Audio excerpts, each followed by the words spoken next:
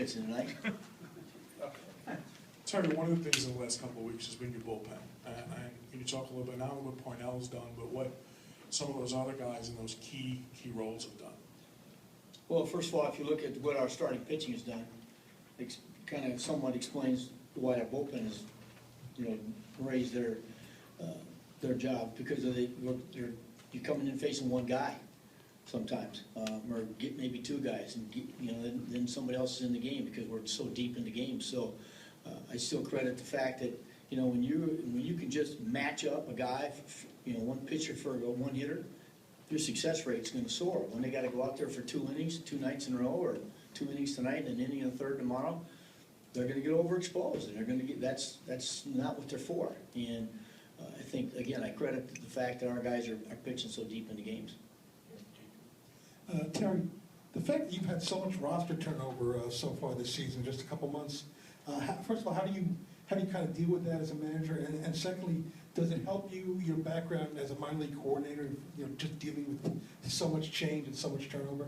Well, it helps a lot. Number one, I've spent all those years in the minor leagues, so I understand that there's a lot of roster changes. We're very lucky here in New York. We have names on the backs of our uniforms, so I can call them by their last name anyway if I don't recognize them. So, but it's all part of the situation here. When guys get hurt, people come up.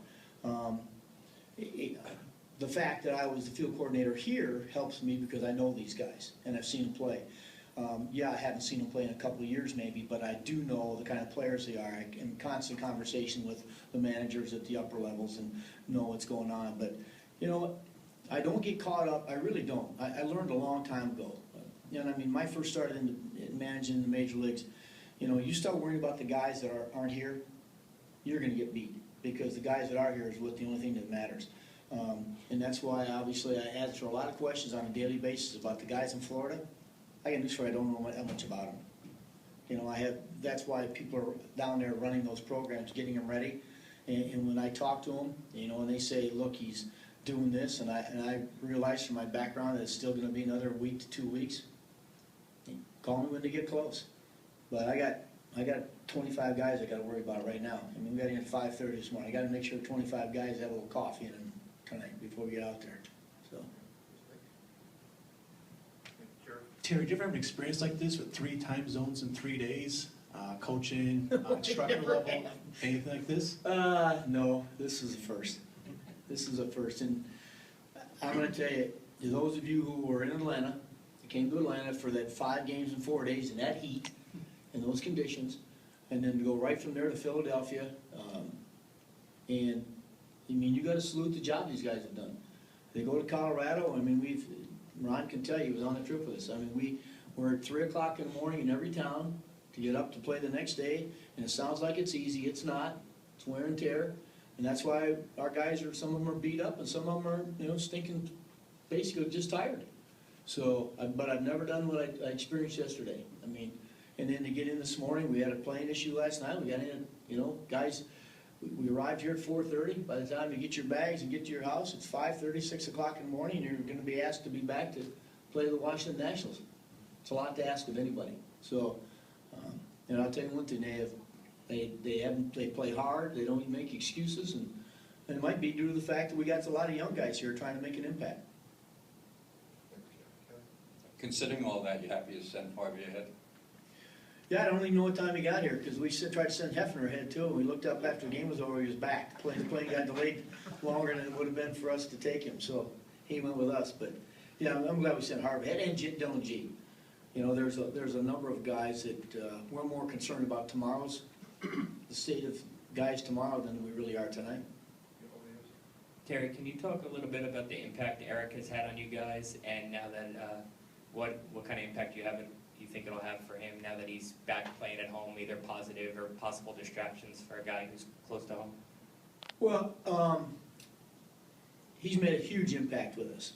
When you look at what our leadoff hitters were doing until he got here, the impact is monumental for us. He's on base, he's in scoring position all the time. His foot speed, to me, the other day in Chicago, we won a game because of what he could do. Nobody else on this team can do that. So he's made a huge impact to us, and great energy. We needed the top of the order switch hitter with that foot speed that can run. Now, as far as coming home again, you know, he's been around long enough. I think that he understands you got to be able to separate some of that stuff. But I tell you what, his game plays here in this ballpark. His game plays because he can bunt. You know, he's basically a singles and maybe a doubles guy. He's not a big power guy. So and he uses the whole field to hit. This is a big outfield here. I think his game plays here, and his foot speed in the outfield is going to make a big difference. So, and as I talked to Walt Weiss yesterday, you know, they didn't want to lose him. But unfortunately, due to the rules, you end up losing sometimes some guys you don't want to. And I think we're very lucky that, you know, we got the opportunity to have him here, because I think he's going to make a difference as we look in the next 3 months. Okay. Terry, have you sensed more of an electricity or a buzz or an excitement when Matt has pitched here? As opposed Oh, to... yeah, of course, yeah. And we're going to have a buzz on Sunday too. But yeah, when Matt pitches, there's a lot more energy in the ballpark than when he isn't. You know, and rightly so, there should be. What this guy has done, I mean, there's not a lot of people out there that can, you know, can do what he's done. And he's the perfect example of what we just talked about. You know, he's from this area, but he's able to separate. He's able to, you know, push that other stuff aside, especially when it's getting near the days he pitches. The same with our players. I think our players get fired up when he pitches because there's more energy in the park. Talk about Marlon Byrd a little bit, not only what he's done numbers-wise, but what he's done for the middle of your lineup, kind of helping maybe people have to pitch a little bit more to David than they were before when you didn't have someone behind him that could smack it out of the park. Well, Rich, it's not just that he can hit a homer, he's been getting big hits for us. You know, when we were in the beginning, we were trying to make sure everybody was getting playing time. We were trying to figure out who should play where. You know what, after about, I don't know, 2 months into it, we kind of sat down and looked, and the steadiest guy was Marlon Byrd. You know, even though he wasn't necessarily hitting 280, he was, you know, in that 250 mark, but he hits homers, and they seem to be big homers. When he got hits, they seem to be big. He's played very, very well defensively. As I said yesterday, you know, if we do drills when we're at home, to almost like in the old infield that guys don't take anymore, he's the one guy that throws the ball to the bases every day when he's home. You just don't see that. And therefore, what you've seen when he throws the ball to third or to second, it's accurate because he practices it. You know, gets himself ready to play. Before the game starts today, just go see who the first player out on the first baseline is warming up. He gets himself ready to play.